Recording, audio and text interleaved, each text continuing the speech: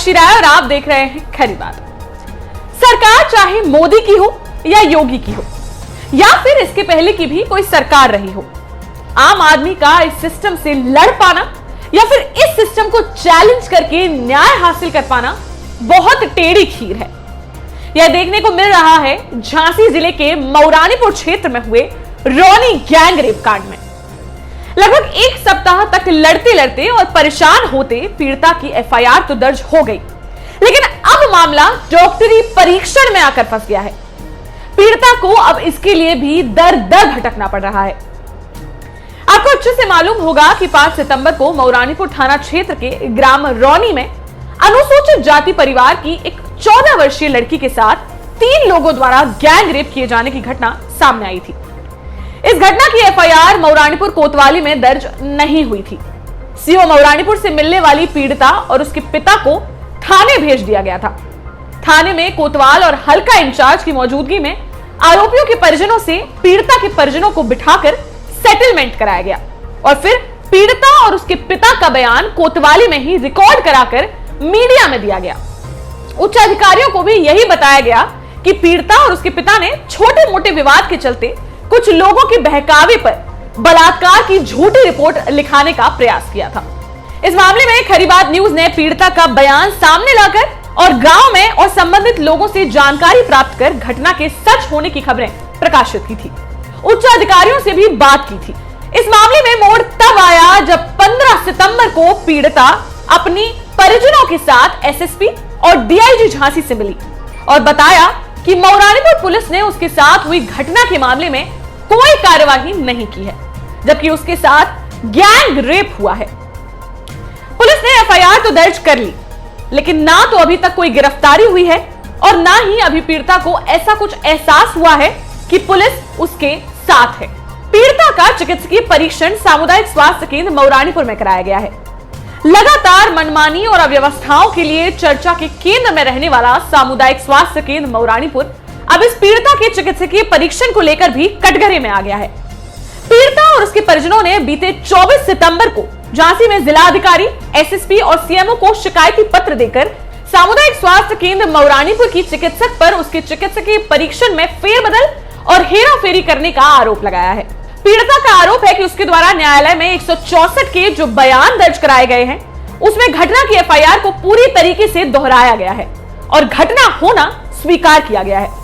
उसका आरोप है कि उसका चिकित्सकीय परीक्षण की जो रिपोर्ट तैयार की गई है, वह पहले तो उसके साथ हुई घटना का समर्थन कर रही थी, लेकिन बाद में उक्त रिपोर्ट के 3 पन्नों में ओवरराइटिंग और छेड़छाड़ की गई है, जिससे उस रिपोर्ट का अर्थ ही बदल गया है। तेरा नाम क्या हुआ था आपके साथ? आप क्या बता रहे हैं? हमारे साथ बलात्कार हुआ था। फिर क्या हुआ? फिर हम अपने घर पर आए, फिर पापा को बताया हमने। पापा हमारी 6 तारीख को आए तो हमारे पापा को मारा, इन लोगों ने आने नहीं दिया रिपोर्ट करने के लिए। फिर 7 तारीख को आए तो हमारी कार्रवाई नहीं हुई और फिर 16 तारीख को यहाँ से कार्रवाई हुई है हमारी। और जो डॉक्टरी हुई है उसमें क्या है? डॉक्टरी में पैसे भर दिए सर। पहले सही रिपोर्ट आई थी? पहले सही आई थी, फिर सही के जहाँ गलत निशान लगा दिए। तो आज किसको प्रार्थना पत्र दिया है? एसएसपी साहब। हाँ जी। आइए आपको बताते हैं इस रिपोर्ट में कहां-कहां फेरबदल किए गए हैं। इस रिपोर्ट की पेज संख्या 10 में हाइमेन के कॉलम के सामने हाइमेन यानी कि योनि की बाहरी परत के सामने ओल्ड टियर यानी कि कुछ समय पूर्व के घाव होना बताया गया। बड़ी चतुराई से इसके बाद यहां संशोधन करते हुए इसके आगे नो फ्रेश और लगाया गया, जिससे इसका पूरा अर्थ ही बदल गया और यह बन गया नो फ्रेश और ओल्ड टियर यानी कि योनि की परत पर कोई नया या पुराना घाव नहीं पाया जाना। इसके साथ ही पेज नंबर 14 में इसी प्रकार से 2 सैंपल्स उसकी योनि से डीएनए परीक्षण के लिए पहले लिया जाना दिखाते हुए टिक लगाया गया और इसके बाद कोई रिपोर्ट ना देते हुए इसमें संशोधन करके टिक को काट दिया गया, यानी कि यह दर्शाया गया कि इस प्रकार का कोई भी सैंपल नहीं लिया गया है।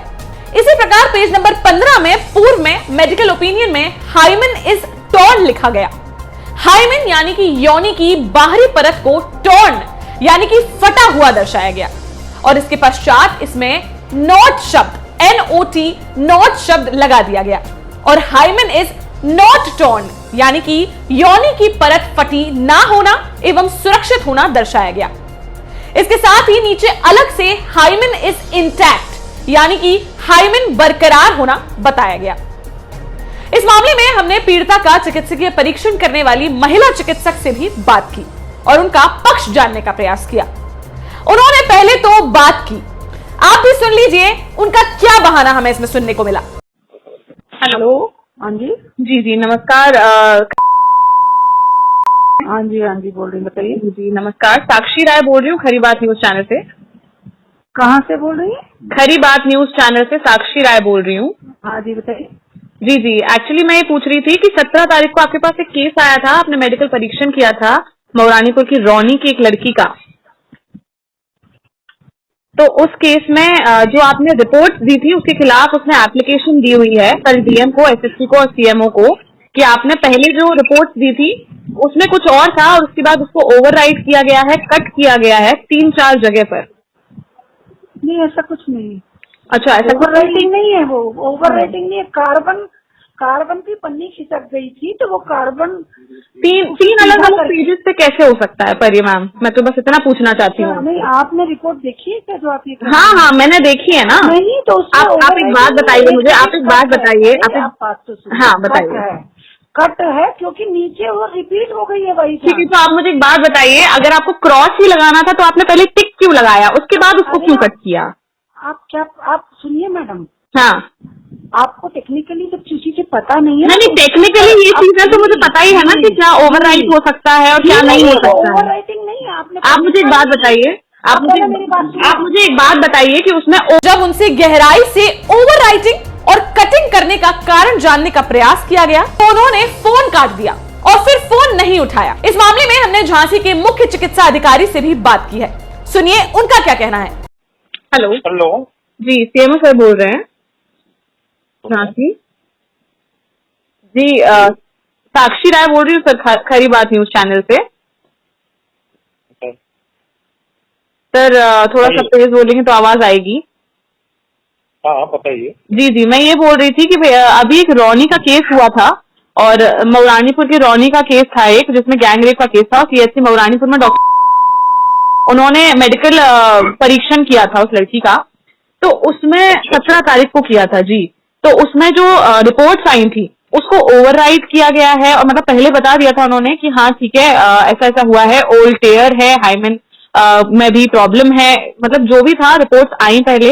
और उस लड़की का अब आरोप है कि उसको ओवरराइड कर दिया गया है, उसको जहां टिक था वहां क्रॉस कर दिया गया है। और मतलब आप देख भी सकते हैं उसकी फोटोज जो है बहुत क्लियर हैं, मतलब एक जगह समझ सकते हैं, लेकिन 3-3, 4-4 जगह ओवरराइडिंग हो तब हो। उसके बाद कल उसने उसी चीज की एप्लीकेशन डीएम को, एसएसपी को और आपको भी दी हुई है। मतलब पैनल से आपके पास है क्या फोटोज?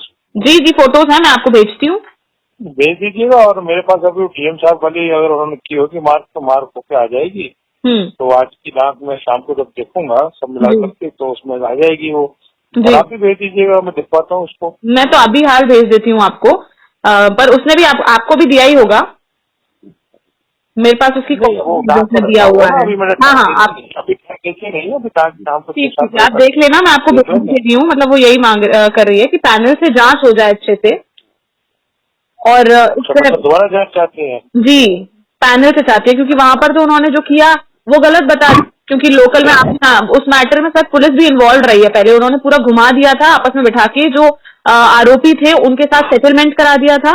उसके बाद जब मैंने एसएसपी सर से बात की थी, सबसे डीआईजी सर से बात की थी, तो खबर चलाई थी 2-2, 3-3, तब जाके उस बारे में बात हुई थी और नेपाल सिंह जी गए थे वहां पर और एफआईआर हो पाई थी तब।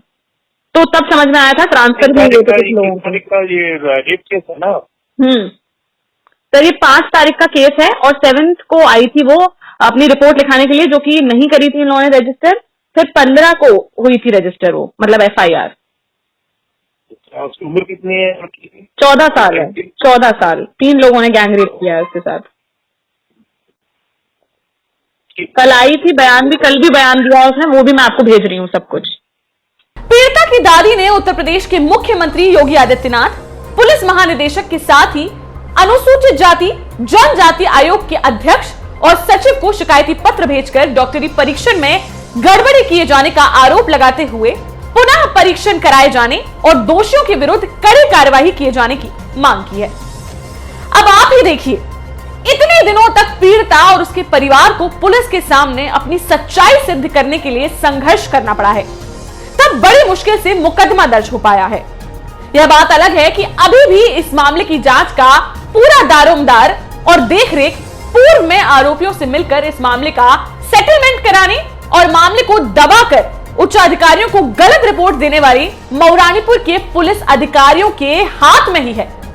शायद यही कारण है कि अब तक इस मामले में आरोपियों की गिरफ्तारी सहित कोई कार्यवाही होती नहीं दिख रही है। अब डॉक्टरी परीक्षण के मामले में भी डॉक्टरी रिपोर्ट में ओवरराइटिंग और छेड़छाड़ स्पष्ट दिखाई देने और इससे रिपोर्ट दूसरी ओर मुड़ जाने से मामला संदेहास्पद हो गया है। ऐसे में अशिक्षित और ग्रामीण क्षेत्र की इस पीड़िता और उसके परिजनों को अब कैसे न्याय मिल पाएगा, इसकी तलाश में अब वह दर दर भटक रहे हैं। ना तो कोई जनप्रतिनिधि उनकी मदद के लिए आगे आ रहा है और ना ही सरकार और विपक्ष के कोई नुमाइंदे। मैं एक बेटी हूं, इसीलिए बेटी का दर्द समझ सकती हूं। इसीलिए बार बार इस मामले में एक नाबालिग बेटी को न्याय दिलाने के लिए आवाज उठा रही हूं। मैं चाहती यही हूं कि यदि इस मामले में सच्चाई है तो एक गरीब की, अनुसूचित जाति की नाबालिग बेटी की आवाज चांदी की चकाचौंध और सिस्टम की मनमानी के बीच दबकर ना रह जाए और उसको जल्द से जल्द न्याय मिल सके।